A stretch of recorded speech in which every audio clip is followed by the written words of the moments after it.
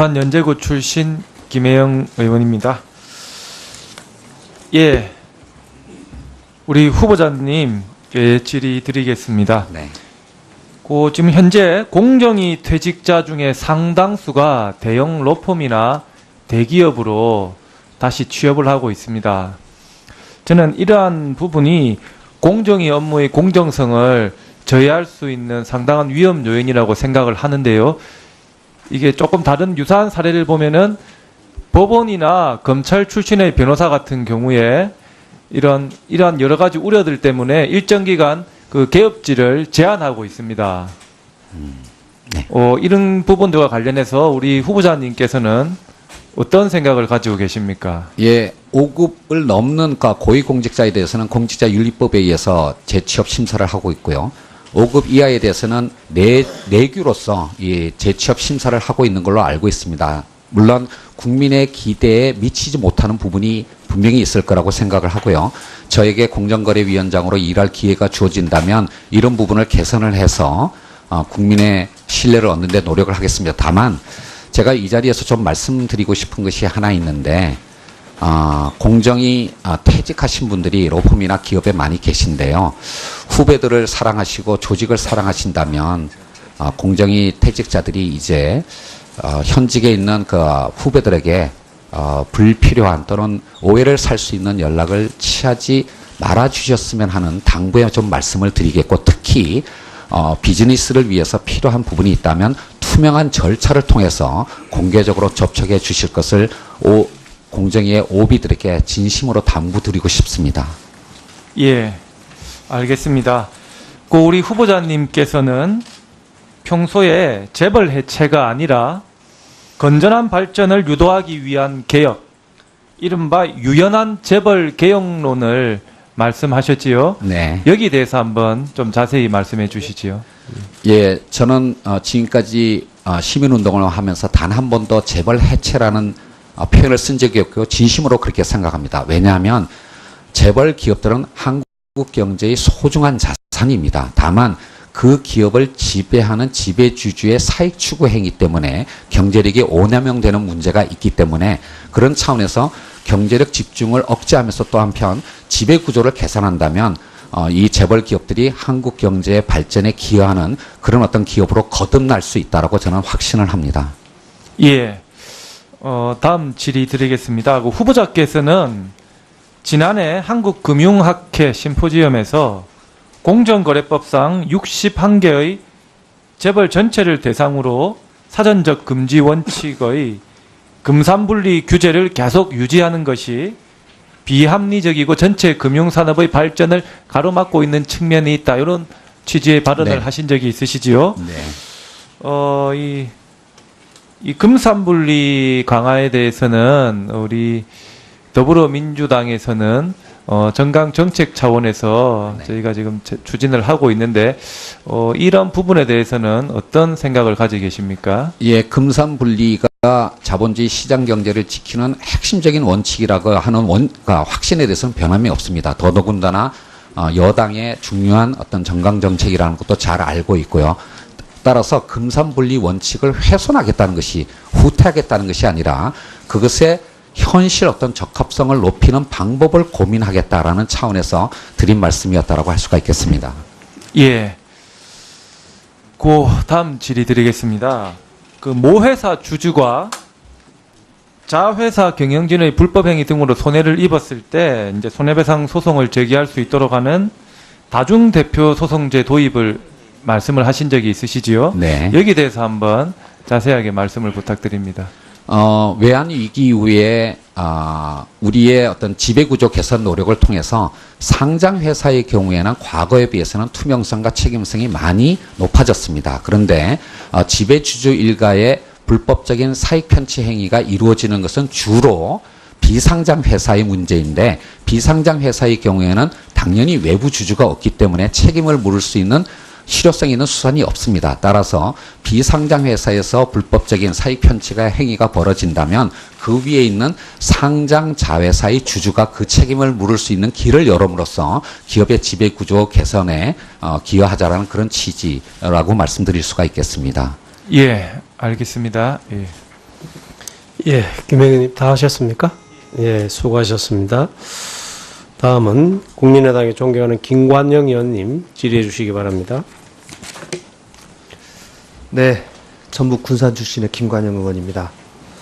후보자로 지명되셔서 청문회를 준비하시면서 많은 것을 느끼셨을 것 같은데요. 어떻습니까? 저는 문재인 후보께서 이제 대통령 되셨는데 후보 당시에 공직자 그 5대 원칙에 대해서 이제 말씀하셨는데 본인 스스로 판단하실 때 그 5대 원칙에 해당이 되는지 아니면 저는 적어도 스스로 판단해 봤을 때 해당이 되지 않는다고 생각하는지 한번 스스로 한번 말씀을 한번 해보십시오. 제가 20년 가까운 세월 동안 기업을 상대로 하는 시민운동을 해왔습니다. 그 20년 동안 저는 정말로 칼날 위에 서 있는 그런 긴장감을 가지고 살아왔습니다. 제 나름대로의 원칙에 따라서 제 몸가짐을 단속을 해왔는데요. 물론 의원님이나 국민들의 기대에 미치지 못했던 그런 부분이 없지 않은 걸로 이번 청문 준비 과정에서 제 스스로도 느끼게 되었습니다. 그 부분에 대해서는 정말로 송구스럽게 생각을 합니다만은 저에게 제기된 어떤 여러 가지 의혹들에 대해서 충실히 소명을 드린다면 의원님들이나 또는 국민들이 제가 공정거래위원장으로서의 역할을 수행하는데 그렇게 큰 결격 사유는 없으실 거라고 저는 그렇게 설명드릴 수 있다고 저는 알겠습니다. 생각을 합니다. 자, 본 의원이 아까 그 예일대학교 펠로우 프로그램 2004년 가신 거 맞죠? 네, 맞습니다. 네, 갔는데 이거는 분명히 지금 거기에 이 전형이 두 가지 전형이 있어요. 하나는 지명자 추천 방식, 노미네이티드. 다른 하나는 셀프 어플라잉.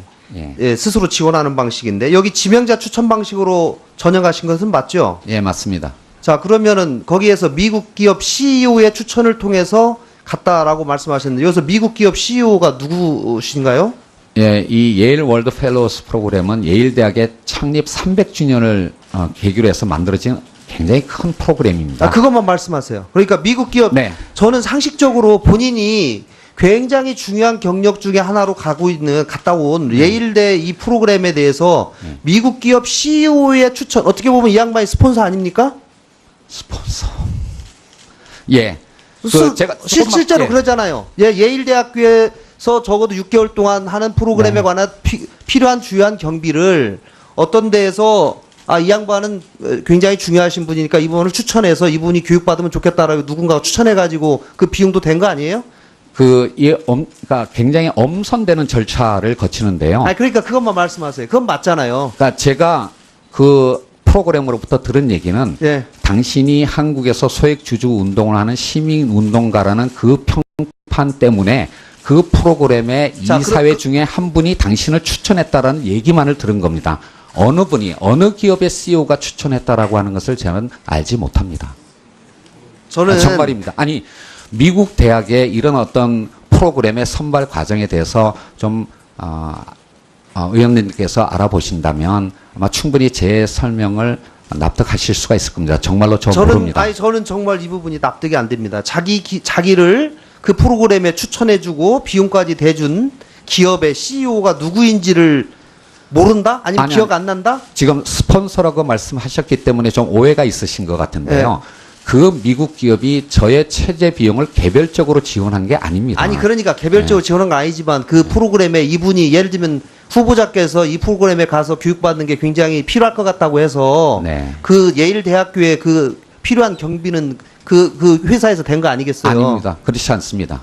이 프로그램은 이미 설립되어 있는 파운데이션에서 비용이 나오는 것이지 개개 어떤 기수마다 개별 펠로우마다 스폰서가 붙는 그런 시스템으로 운영되는 것이 아닙니다.